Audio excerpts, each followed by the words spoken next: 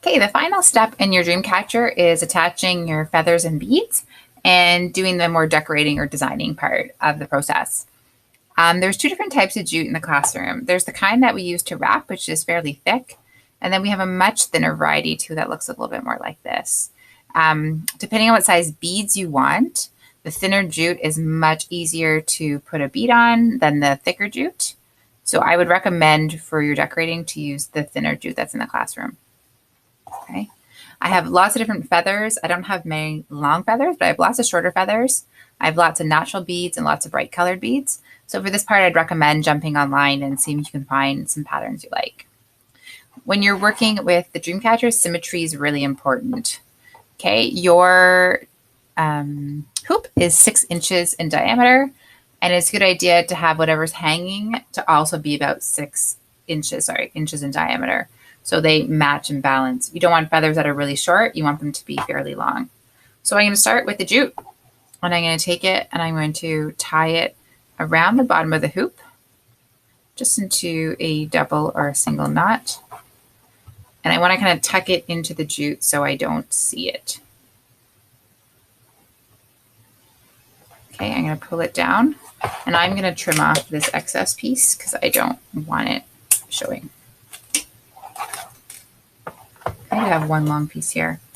Another option would be to take the jute and to double it up. So this is symmetrical. It balances with my top piece. I'm going to do one on either side. So I'm going to tie it through my hoop. I'm going to pull it so it is even. I'm going to tie it in one knot. And now I'm going to have 2 pieces that are going to hang down in that area. To make it symmetrical, I'm going to take one more piece. I'm going to tie it in the same distance over here.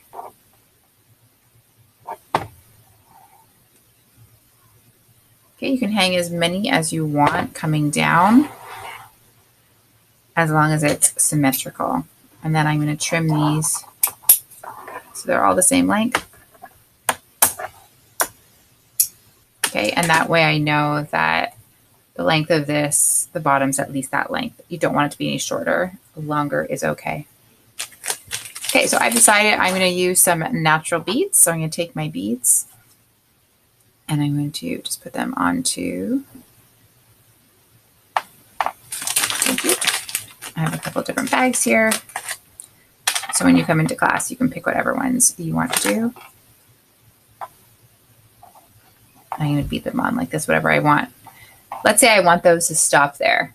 To get them so they don't lower, you're going to take your jute really simply and tie it in a knot exactly where you want those not to move. So I can lock them into place with just a simple knot. Okay, I can add some more beads if I want. And then just by knotting, I can hold them into place. Okay, when you're doing a knot and you want it to move, just do it loosely. Okay, you can see my knot. As long as I slide the folded part up to where I want it to go before I pull it tight, okay, I can pull it tight. Put the feathers on, you're also going to do a knot. So I'm going to make a really loose knot. I'm going to take the feathers. Okay, whatever feathers you want. I'm going to slide the feathers into that knot so they're facing down. Really, really important.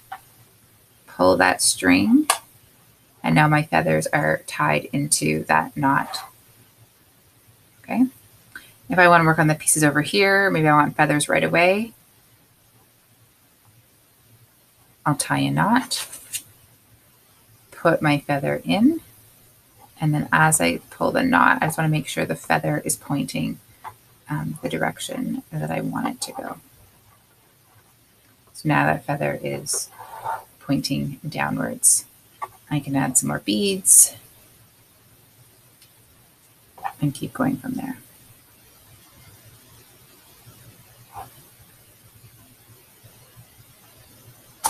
And now that's locked in. Okay, you just have to tie everything really, really tight, and that's all. If you want to add beads into your actual dream catcher, I mentioned before, as you're weaving, before you knot, you need to put them in. Okay. You can find patterns so they're even distance all the way around. Usually the Indigenous just put one bead to symbolize the heart of the creator. But sky's the limits in how you want to decorate your dream catcher. Just please make sure that everything hangs down is fairly long and try to make things symmetrical. So whatever you do to the side here, you're also going to do the side here. You could do 4 across, you could do 3, you can do 2. As long as you do 2 and more, all good with me.